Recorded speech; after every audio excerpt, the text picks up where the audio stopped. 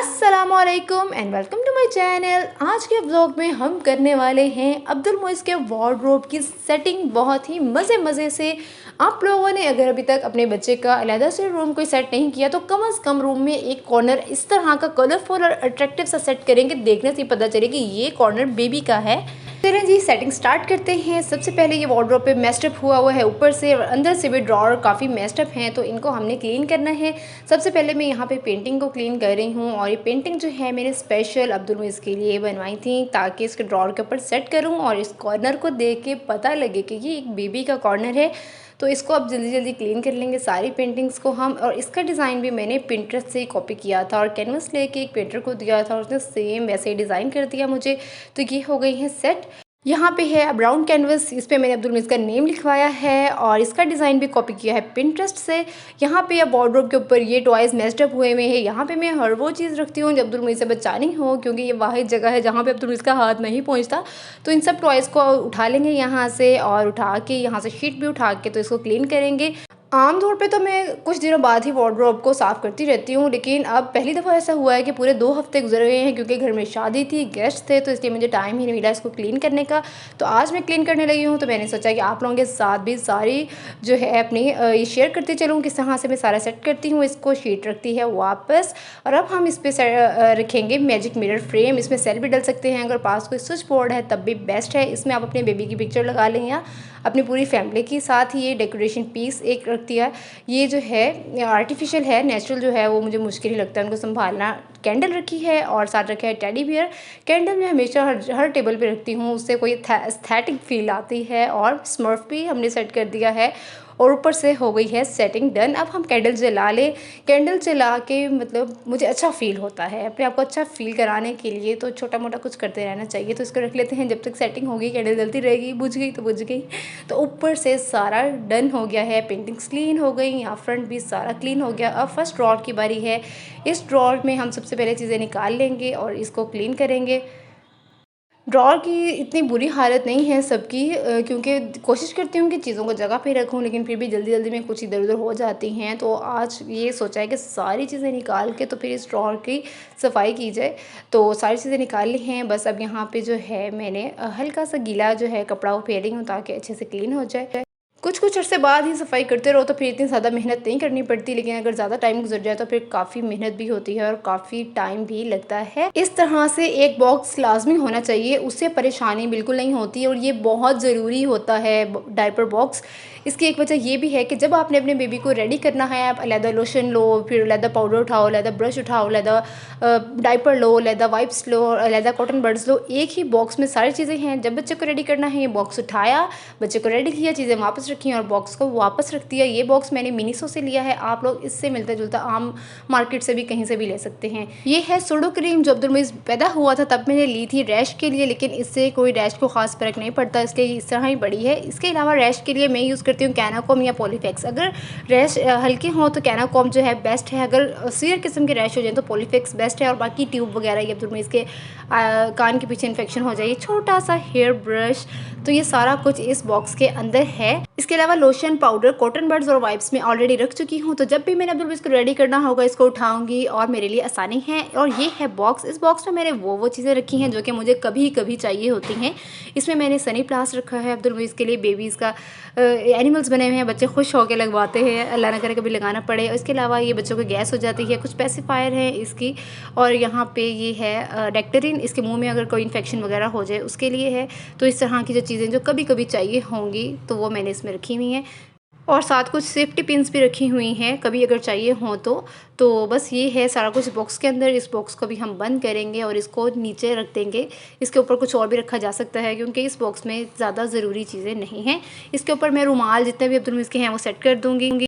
रुमाल और टॉवल वगैरह इसके काफ़ी ज़्यादा ले हो गए हुए हैं, बाय चांस कुछ ले हो गए और कुछ गिफ्ट मिल गए, तो इस तरह से काफ़ी इकट्ठे हो गए हैं, तो वो सारे इसके ऊपर मैं सेट कर दूँगी। और ये हैट है अब्दुल मोइज़ की, बहुत ही क्यूट सी हैट है, इसके नीचे इलास्टिक भी लगा हुआ है, क्योंकि ये छोटे बच्चों के होता है। और ये छोटी सी बास्केट है, इसमें मैंने इसके ब्लॉक्स और इसके अलावा पॉम पॉम डाले हैं। इस तरह की छोटी चीज़ें जिनके इधर उधर बिखरने का डर हो, उसके लिए एक अलग छोटी बास्केट बेस्ट है। और इस बास्केट में अब्दुल इसके गैलेस, सॉक्स, ग्लव्स वगैरह वो रख देनी है।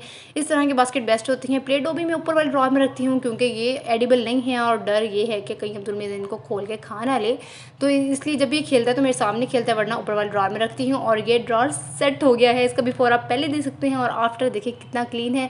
सेकंड ड्रॉर की बारी है। इस ड्रॉर में मैं जो है T shirts, dress shirt, onesies जिसमें रॉम्पर आ जाते हैं, बॉडी सूट आ जाते हैं, वो सारे नाइट सूट वगैरह सारे इसमें मैं रखूँगी।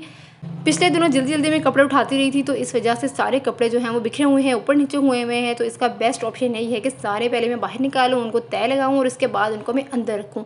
ये जितने भी अब इसके कपड़े हैं इनको मैं सारे गोल गोल तय लगाती हूँ। इसकी एक तो ये भी है कि थोड़ी जगह में ज़्यादा कपड़े आ जाते हैं और बच्चों के जो है वो बल भी नहीं पड़ते हैं गोल गोल करने से।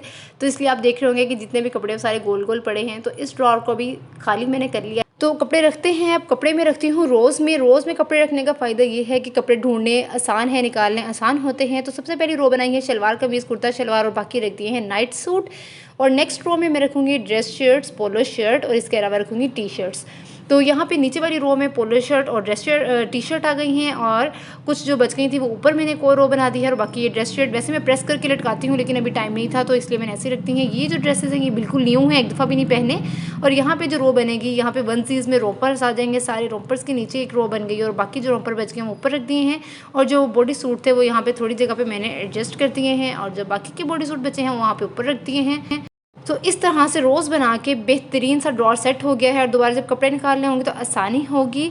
इसके अलावा कुछ कपड़े अब्दुल इसके मैं हमेशा से हैंग रखती हूँ। ये वेस्ट कोट है, साइड पे पिक्चर में देख रहे होंगे पहनी हुई कितनी कूल लग रही है। और ये ड्रेस है, जिस तरह की शर्ट है वैसी निकर है और ये भी सेम वैसे ही है। और 2 डंगरी हैं अब्दुल इसकी, ये पेपरलैंड से ली थी।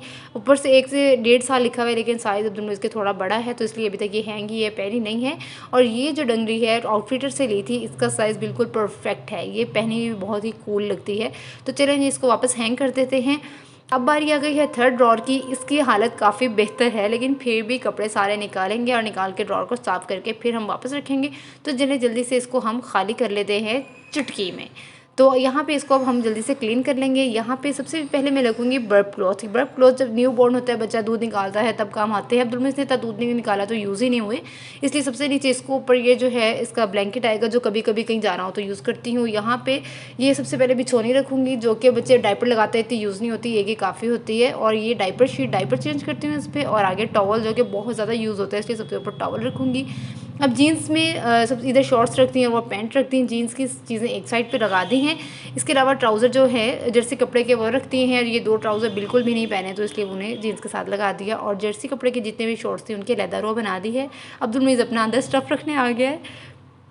तो ये वाला ड्रॉर भी हो गया है डन। हर चीज़ जो है, कुछ शॉर्ट्स बची थी वो मैंने यहाँ साइड पे एडजस्ट कर दी हैं। तो हर चीज़ सामने है, निकाल ली, ढूंढनी आसान है, सफाई हो गई है बेहतरीन।